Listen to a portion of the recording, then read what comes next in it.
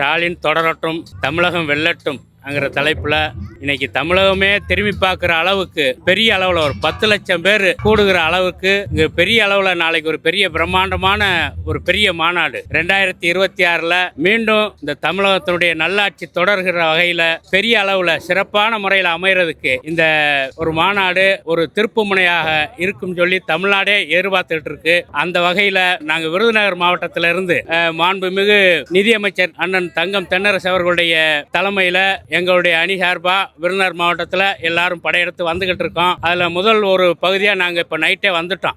இப்போ எல்லாரும் வந்துக்கிட்டே இருக்காங்க. நாங்கள் இந்த மாநாட்டை சுற்றி பார்க்கணும் அப்படிங்கிற ஒரு ஆவலில் நாங்கள் இன்னைக்கு மதியமே வந்துட்டோம்.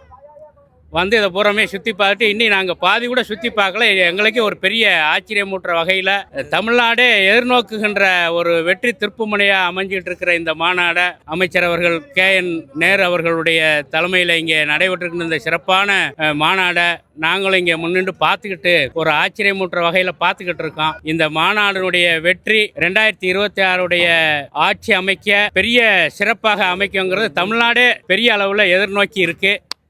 அதை நாங்கள் அவளோட எதிர்பார்த்துக்கிட்டு இருக்கோம். ரொம்ப நன்றி, வணக்கம்.